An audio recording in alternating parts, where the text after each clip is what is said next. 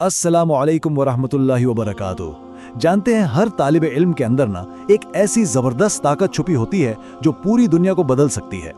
तो आज हम अल्लामा इकबाल के विजन की रोशनी में ईमान, इल्म और अपनी तकदीर के दरमियान जो गहरा ताल्लुक है ना, उसे एक इस्लामी नुक्ता नज़र से समझने की कोशिश करेंगे। तो चलें इस सफ़र का आगाज़ एक बुनियादी सवाल से करते हैं।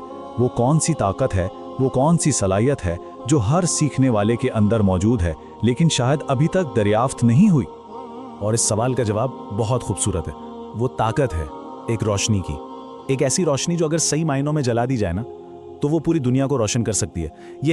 यही हमारा मरकज़ी ख्याल है आज का, कि एक तालिब इल्म की जो सलाहियत है वो कोई मामूली चीज़ नहीं, वो तो दुनिया बदलने वाली एक ज़बरदस्त क़ुव्वत है। अच्छा, तो अब चलते हैं उस सारी सोच की बुनियाद की तरफ। ये समझना बहुत बहुत ज़रूरी है कि इस्लाम में जो सबसे पहली हिदायत अल्लाह की तरफ से आई वो किस बारे में थी? वो इल्म हासिल करने के बारे में थी। ये वो अल्फाज हैं जो सबसे पहले वही की सूरत में नाजिल हुए, सूरत अलक की पहली आयत। सोचें ज़रा उस लम्हे के बारे में जहाँ से इस्लाम का आगाज़ हो रहा है और वहाँ तालीम को, इल्म को बुनियाद बनाया जा रहा है, यानी पहला ही पैगाम पढ़ो। देखें, इस आयत का मतलब सिर्फ ये नहीं कि किताबें पढ़ ली जाएं, नहीं, ये तो सीखने के पूरे अमल को सीधा ईमान और अल्लाह के क़ुर्ब से जोड़ रही है। इस्लाम हमें ये सिखा रहा है कि इल्म की राह में उठाया गया हर कदम दरअसल अल्लाह की तरफ एक कदम है। तो ठीक है, हुक्म तो आ गया पढ़ो का। अब इस हुक्म से अमली ज़िंदगी के रास्ते की तरफ आते हैं, यानी अपने मकासद को हासिल करने के लिए मेहनत और मुस्तकिल मिजाजी की जो फजीलत इस्लाम ने बताई है उस पर बात करते हैं। इस उसूल को समझने के लिए ना अरबी का एक बहुत ही मशहूर और गहरी हिकमत वाला मकूला है जो चंद लफ्ज़ों में पूरी बात समझा देता है। इसका मतलब बिल्कुल सीधा और साफ है। जिसने कोशिश की उसने पा लिया, जिसने बीज बोया उसी ने फसल काटी। ये इस्लाम की अमली अखलाकियात का निचोड़ है कि भाई मेहनत करो, दुआ करो और फिर नतीजा अल्लाह पर छोड़ दो। और याद रखें, रसूल अल्लाह सल्लल्लाहु अलैहि वसल्लम ने क्या फरमाया कि अल्लाह ताला उस बंदे को पसंद करता है जो अपने हाथ से मेहनत करता है। तो इसका मतलब क्या हुआ? इसका मतलब ये है कि सुस्ती और गफलत को अपनी जिंदगी से निकालना होगा, क्योंकि कामयाबी और अल्लाह की मदद मेहनत करने वालों के साथ ही होती है। अच्छा, अब आते हैं अल्लामा इकबाल की तरफ और नौजवानों के लिए उनके इस ज़बरदस्त और इनकलाबी विजन की तरफ। और इस विजन को समझाने के लिए उन्होंने शाहीन यानी उकाब का इस्तेमाल किया। इकबाल का ये शेर ये सिर्फ शायरी नहीं है, ये एक पूरा फ़लसफ़ा है। ये खुदी यानी अपनी ज़ात की पहचान, अपनी सलाहियतों को जानने और फिर उस ताकत से अपनी तकदीर को बदल देने की बात करता है।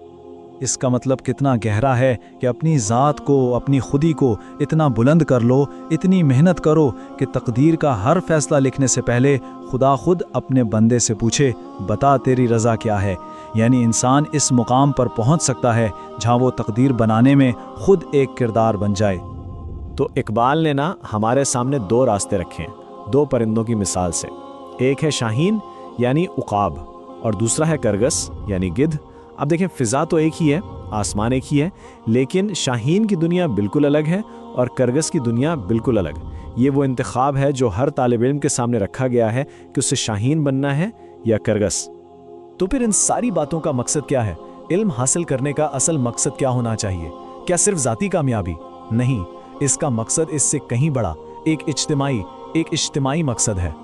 ये कहावत इल्म और जहालत के दरमियान फ़र्क को बिल्कुल वाज़े कर देती है। ये कितनी सादा मगर गहरी बात है। इल्म रोशनी है और जहालत तारीकी, यानी तालीम वो औजार है, वो टूल है जिससे पहले इंसान अपनी ज़ात को और फिर इस पूरी दुनिया को रोशन करता है। इकबाल के नज़दीक एक मुसलमान तालिब इल्म का मकसद सिर्फ डिग्री हासिल करना कभी नहीं था, बल्कि दुनिया से जहालत की तारीकी मिटाकर इल्म की रोशनी फैलाना था। तो खुलासा यह है कि एक तालिब इल्म की तालीम का मकसद सिर्फ एक नहीं बल्कि एक बहुत ही आला मकसद है, और वो है अपनी कौम की, अपनी उम्मत के मुस्तकबिल की खिदमत करना। याद रखें, हर किताब जो पढ़ी जाती है ना, वो सिर्फ एक इंसान की तरक्की नहीं बल्कि वो पूरी कौम के मुस्तकबिल की बुनियाद बन रही होती है। तो आखिर में कामयाबी का रास्ता क्या है?